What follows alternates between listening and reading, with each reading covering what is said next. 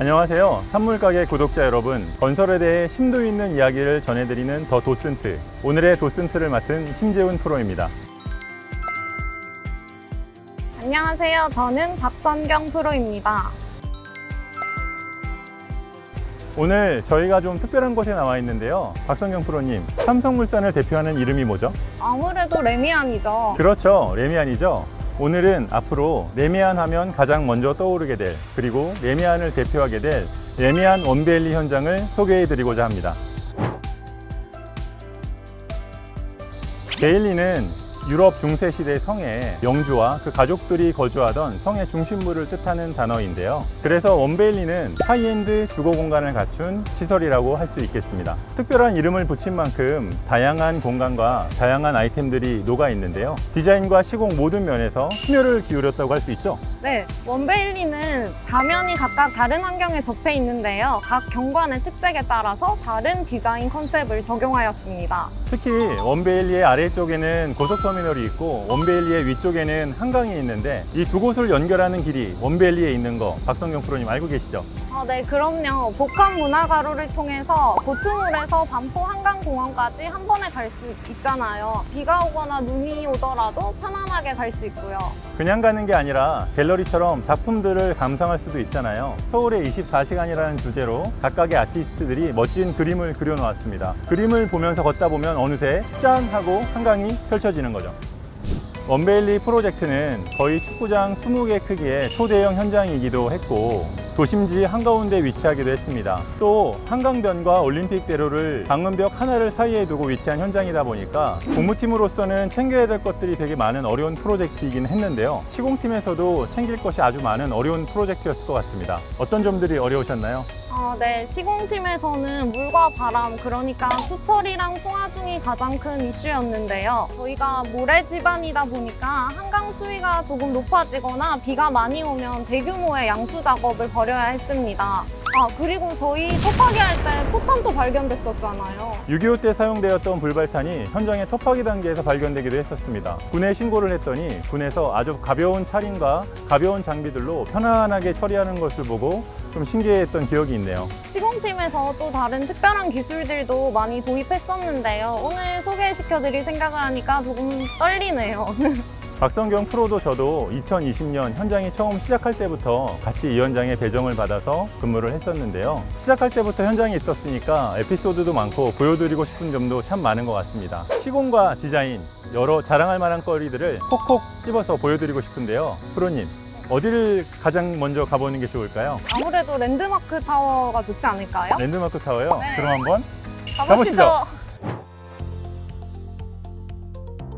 레미안 원베일리에는 두 개의 랜드마크 타워가 있습니다. 단지 내에서 가장 높은 동이고 한강변이나 도심에서 바라봤을 때 말 그대로 단지의 중심이 되는 랜드마크 역할을 하고 있습니다. 이 타워는 사실 서울시의 요청에 따라 건축 심의를 따라 탄생했는데요. 그래서 설계 때부터 한강과 가장 잘 어울리는 디자인을 담아내기 위해 노력했습니다.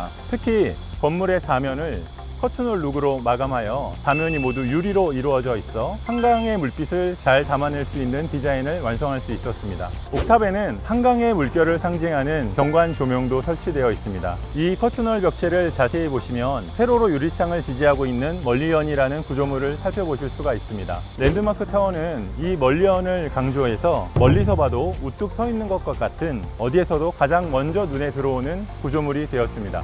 또 눈썰미가 좋으신 분들은 이미 눈치를 채셨을 것 같은데요. 건물의 상층부와 하층부의 디자인이 각기 다릅니다. 마치 두 개의 다른 건물 같죠? 이런 디자인을 위해서도 특별한 시공법이 필요했는데요. 이건 역시 시공팀에서 설명을 드리는 것이 좋겠죠? 네, 제가 좀 자세히 설명을 드리자면 심재훈 프로님이 말씀해 주신 것처럼 랜드마크 타워는 상부와 하부가 서로 다른 두 개의 형태로 디자인되어 있습니다. 즉, 형태가 다른 두 개의 건물을 하나로 쌓아 올린 방식인데요. 이 경우에 상부의 하중을 하부에서 지탱하기 위해서는 건물의 중앙에 튼튼한 구조판이 필요합니다. 그래서 건물의 중간층에 기초 역할을 하는 트랜스퍼 매트를 시공했는데요. 1.5m 두께의 트랜스퍼 매트를 시공하기 위해서 많은 물량의 콘크리트가 필요했습니다. 근데 저희 현장이 도심지에 위치해 있다 보니까 레미콘 수급이 원활하지가 않아서 2차 2차로 분리타설을 계획했습니다. 또 지상 55m 높이의 트랜스퍼 매트가 위치해 있다 보니까 안전하게 시공을 하기 위해서 삼성물산 구조 ENG 팀의 도움을 받아서 RCS 공법을 채택하였습니다. 현장에서 동일한 환경으로 소형 거푸집을 제작하여 콘크리트의 강도가 나오는지 사전에 확인하는 절차를 거쳤습니다. 이러한 노력들로 거푸집이 터지는 사고 없이 무사히 시공을 마칠 수 있었습니다. 그냥 건물을 볼 때보다 이러한 시공법을 알고 보니까 더 멋있게 느껴지는 것 같아요. 이곳은 에듀 커뮤니티 가로입니다. 개성초등학교와 신만포 중학교가 인접해 있어서 학생들이 많이 다니는 길이기도 합니다. 그래서 비교적 낮은 판성형의 동들을 배치하고 오픈 발코니를 설치해서 이 길이 외부에서도 잘 보이도록, 그러니까 자연 감시 기능이 활성화될 수 있도록 계획하였습니다. 그리고 이 오픈 발코니 덕분에 멀리서 보면 베이지 톤의 책장처럼도 보이잖아요. 네, 아무래도 따뜻한 색감을 써서 더 디자인이 강조되는 것 같습니다. 이 책장 무늬를 저희는 와플 구조물이라고 불렀는데요. 이 문양을 형성시키는 것이 이 동시공의 하이라이트였습니다. 이런 구조물을 만들기 위해서 외부 벽면에 설치하는 거푸집인 갱폼을 이중으로 제작하였는데요. 바깥쪽 거푸집을 끼웠다 뺐다 하면서 이 문양을 형성시켰습니다. 그리고 이게 층마다 문양이 다르죠. 네, 층마다 문양이 다른데 일주일에 한 층씩 타설하다 보니까 좀 헷갈리더라고요. 그리고 구조체와 문양을 일체화시켜서 타설하다 보니까 한 번 잘못되면 수정이 힘들거든요. 혹시 틀린 사람 있었나요? 아니요, 모두 꼼꼼히 검측한 덕분에 틀린 사람 없었고 6개 동 모두 무사히 완료할 수 있었습니다. 그럼 다음으로 저희가 볼 우리 레미안 원베일리의 포인트는? 스카이 브릿지가 아닐까요? 맞습니다.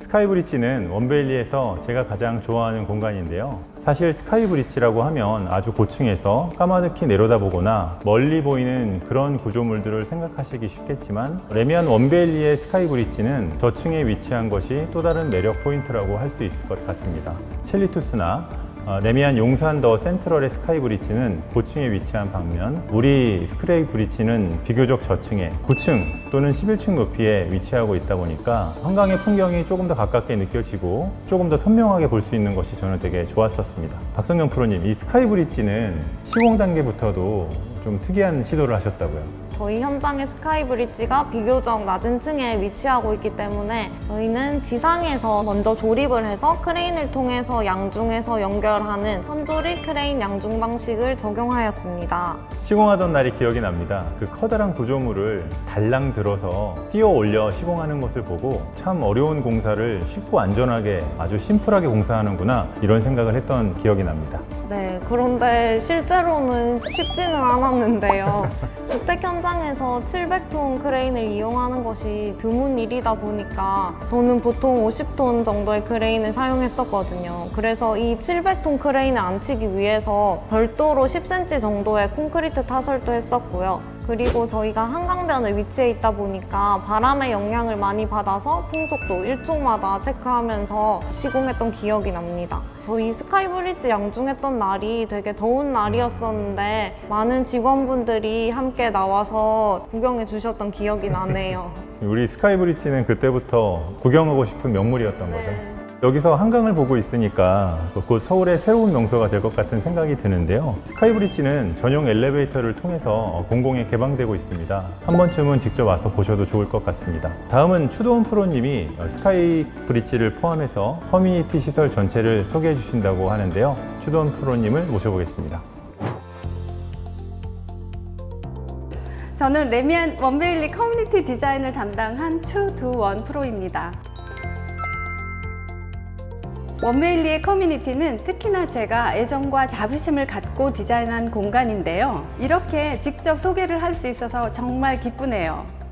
여기는 입주민들을 위한 커뮤니티 시설이 모여 있는 곳입니다. 레미안이 제시하는 새로운 커뮤니티 기준이기 때문에 디자인 컨셉으로 더 그랜드 투어라고 이름을 붙여봤습니다. 그랜드 투어란 17세기, 18세기의 유럽 귀족 자제들의 수학 여행이었는데요. 이 여행에서 영감을 받은 원베일리 커뮤니티 공간은 가족 간, 이웃 간의 긍정적인 소통과 일상이 여행 같은 삶이 되길 바라는 마음으로 디자인한 공간입니다.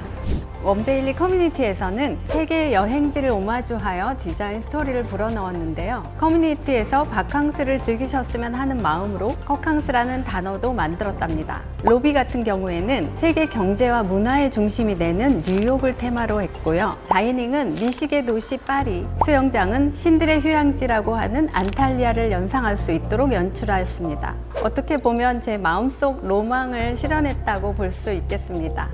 이곳은 제가 가장 자랑하고 싶은 스카이 커뮤니티입니다. 이곳에 오시면은 한강에 6개의 다리부터 강 건너 남산타워, 63빌딩, 여의도 불꽃 축제까지 다 보실 수 있는 공간이고요. 특히 이곳은 야경이 굉장히 드라마틱한 공간이기 때문에 천정에는 은하수 조명이 흐르는 디자인을 하였습니다. 꼭 한번 놀러와 보세요. 여기는 수영장인데요. 아까 보여드렸던 스카이 브릿지와 함께 제가 가장 소개해드리고 싶었던 공간입니다. 물을 소독해서 쓰기도 하고 안전이 무엇보다 중요한 공간이기 때문에 선택할 수 있는 마감재가 많지 않았습니다. 하지만 이국의 휴양지 같은 느낌을 주기 위해 많은 고민을 했답니다. 코냘티 해변 바다에 비친 눈부신 햇살이 연상되도록 천정에 웨이브가 있는 거울 소재를 사용했고요. 이 천정의 거울 효과를 이용하여 지중해 에메랄드 바다 같은 빛으로 반사되도록 수중에 조명 등을 설치했습니다. 유아풀 위에도 물결 모양의 워터 리프를 설치하고 별빛을 연상시키는 다운라이트나 컬러 체인지 조명을 설치하였는데요. 아이들의 다양한 감각이 자극되었으면 하는 바람으로 디자인하였습니다. 원베일리에서는 수영장뿐만 아니라 사우나, 피트니스, 다목적 체육관 등 아주 다양한 커뮤니티 시설이 있습니다. 이렇게 다른 기능이나 성격의 공간들을 연결하려면 상징이 필요하겠죠. 유서 깊은 가문들은 가문을 상징하는 문장이 있잖아요. 여기에 착안해서 원베일리를 상징하는 패턴을 만들었습니다. 이 베일리 패턴은 단지의 형태인 직사각형, 한강의 물결 모양, 이 두 가지를 모티브로 디자인하였는데요. 단지 곳곳에서 찾아보실 수 있습니다. 지금까지 미적인 부분 중심으로 소개를 해드렸는데요. 첨단 기술도 숨어 있고 더 중요한 요소들도 많이 있답니다. 바로 어린이, 노인뿐만 아니라 장애가 있어도 불편하지 않게 이용할 수 있도록 유니버설 디자인을 적용하고 안전과 환경에 관련된 것들도 많이 고려했다는 점이에요. 그런 디테일들은 이 시설을 이용하는 사람들을 위한 제 마음이 담겨 있는 부분들이니 주의 깊게 봐주시면 감사하겠습니다.